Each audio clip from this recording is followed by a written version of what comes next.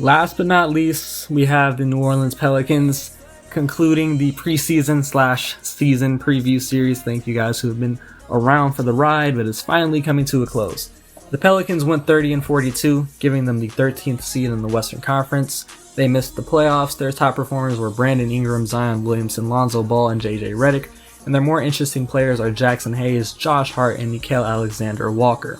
Brandon Ingram was the most improved player of the year last year. Deservedly so. It came down between him and Bam Adebayo, but BI was that guy for New Orleans. He was their definitive number one go-to scoring option for the entirety of the regular season. Numbers kind of dipped off when Zion came back, but he is their best. Honestly, I'm gonna say it. He's their best player right now because Zion is just so bad on defense. Brandon Ingram is at least above average on defense, and given the fact that he is a great shot creator, a great scorer from all three levels, I think that gives him the advantage over Zion right now. A big thing about his game, though, that improved, that's kind of getting overlooked, is his facilitating. We know Lonzo's a great passer, great playmaker.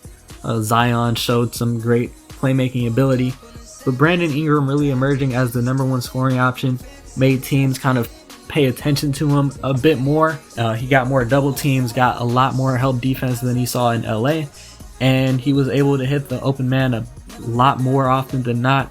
He still got some ways to improve. Maybe he can get to the 5 assist range where you want your shot creating wings to get to, but I think we saw some good playmaking signs from Brandon last season. Zion Williamson, he is a very polarizing player.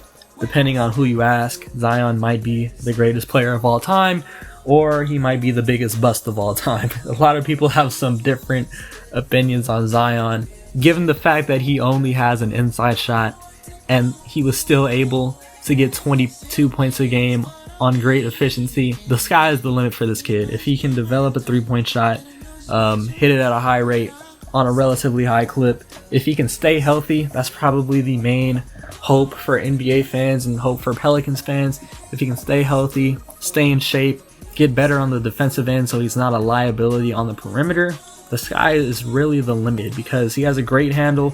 He's one of the fastest power forwards in the league because he's 6'7" and athletic as hell. He overpowers centers at times. He's just a physical anomaly. If he can stay healthy, come into shape, find a good playing weight, the sky is the limit for him. And I think him and Brandon Ingram are good fits next to each other because Zion isn't really the shot creating player on the perimeter that you would want on a championship contending team that the Pelicans hope to be in the future, but he's that inside scoring behemoth, and every inside scorer that's been dominant inside has needed somebody on the perimeter to really take them over the edge and win a championship. Lonzo Ball is another polarizing player on the Pelicans team. Lonzo is a pass first guy, sometimes to a fault. He's really not aggressive at driving to the rim. That's really what makes me hate Lonzo Ball's game, because he's not aggressive at getting to the rim, not taking a lot of shots from there. And given he's pretty damn bouncy for being a 6'6" point guard, he's a 6'6" point guard, has great size, he's gotten stronger over the past 2 years.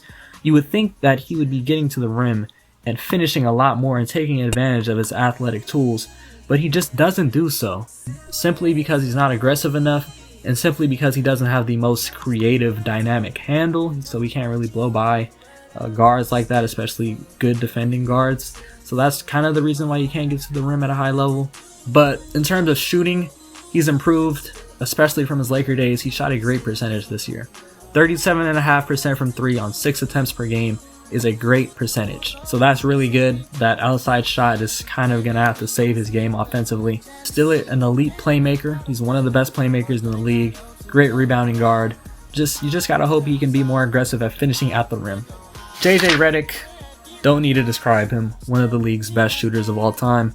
Always running around floppy screens, pin downs, whatnot, getting open. Probably one of the best off-ball catch-and-shoot scorers our generation has ever seen.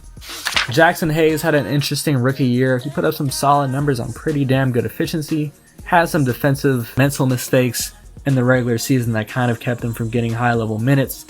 But I mean, the talent is there. He's got the talent to be like a Jared Allen type of player who's just going to be a rim runner, run rim to rim, catch lobs in the pick and roll, get some drop-off passes, finish there in the dunker spot. hopefully be a high-level rebounder, be a high-level shot blocker. You just hope he can be a bit more consistent and learn the little things on defense, and I think Steven Adams will really help him there. Josh Hart, one of my favorite Lakers in the dark days of Laker times. He's emerging as one of the league's best 3-and-D players if he can get a bit more consistent from the three-point land, but he's a great perimeter defender. He's got a good size. He's 6'5", which enables him to guard all of the perimeter positions, but he's got pretty good strength. I've seen him switch onto power forwards, post-scoring power forwards, and hold his own down there, so he's got some defensive versatility. And Nickeil Alexander-Walker, I've heard some good things about him, but I don't really know his game, so I can't really speak on it. The Pelicans were pretty busy on all three fronts in the offseason. They made that blockbuster trade involving Drew Holiday, where they got hella picks out of it, and they also got Steven Adams and Eric Bledsoe. So this is a pretty damn good job from David Griffin in a trade involving a fringe all-star player, getting back 2 win-now veterans and first-round picks from Milwaukee. That's a dub of a trade. It was a 3-team trade. They got them all that. But Steven Adams, he's not going to space the floor for Zion at all. But the lineup of Zion Williamson and Derek Favors worked pretty well offensively, even though Derek Favors can space the floor for Zion. So they made it work last year. I think we can expect the same. And the Eric Bledsoe pickup, it's cool. They're going to run a backcourt duo of Bledsoe and Lonzo. If Bledsoe can hit threes, that could be a solid enough shooting backcourt. Maybe you're missing some elite level shot creating in the backcourt, but you hope that Brandon Ingram can carry that need, and you hope Lonzo Ball can be a bit more aggressive there. In the draft, they got Kira Lewis, who is, I think that's a good pick for them. He can provide some scoring off the bench. And then in free agency, their main thing was extending Brandon Ingram. He got a 5-year extension, so that's dope. He's going to be a part of this team's dynamic duo of Zion and Brandon Ingram, which is dope because I really think that duo fit each other. Looking at the depth chart, this Pelicans team is damn talented at every position. In the backcourt, they have a veteran point guard. He's a good starting point guard in the regular season. Like a top 15 starting point guard. He's obviously not playing point guard anymore, but you get the value I'm trying to describe in Eric Bledsoe. They have one of the best playmakers in the league in Lonzo. They have one of the best shooters of all time in JJ Redick, and they have a young emerging talent in Nickeil Alexander-Walker and Kira Lewis. At the forward positions, they have their young dynamic scoring duo in BI and Zion.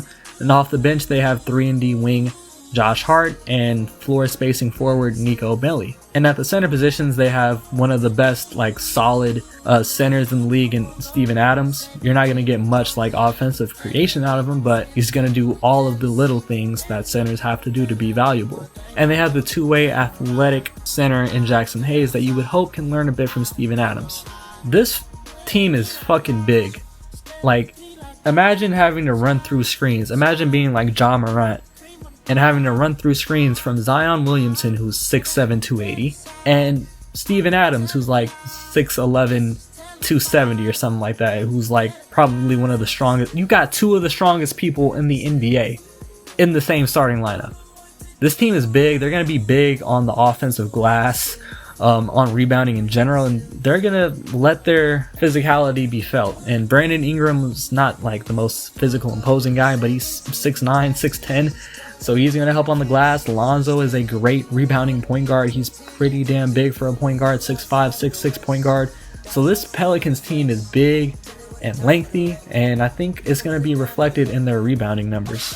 The starting lineup should be Lonzo, Bledsoe, Ingram, Zion, and Adams. I think the Pelicans are going to go above 500 this year, but I don't think it's going to be enough to get an 8th seed in the Western Conference. I already said it. I'm projecting the Suns to get the 8th seed, and I think the Pelicans are going to be within a game or a game and a half of them. I think it's going to be a close race, but I'm going to give the Suns the upper hand. It just goes to show you the amount of talent in the Western Conference, because this Pelicans team is loaded with talent, and I think they're going to go above 500, but I don't think they're going to make the playoffs. The Pelicans are competing because they're in the realm where I could easily see them making the 7th or 8th seed, and they have a bright future. I think their rebuild is complete. They have 2 great young building blocks in Brandon Ingram and Zion that you can definitely build around. and they have some win now talent that gives belief that they could make the playoffs. The Pelicans are loaded with talent. They have 3 great building blocks in Lonzo, Brandon, and Zion that seem to fit each other perfectly. And in the case of Brandon and Zion, they have the potential to be perennial All-NBA talents. In trading away Drew Holiday, they got 2 great veteran starters in Bledsoe and Adams to help New Orleans win now. Not to mention that off the bench they have one of the greatest shooters of all time in JJ Redick, and a tremendous amount of young talent. Yet for the simple reason that the West is so stacked, I don't have them in this year's playoff picture. Though, the future is extremely bright in New Orleans. They have one of the brightest futures in the entire league.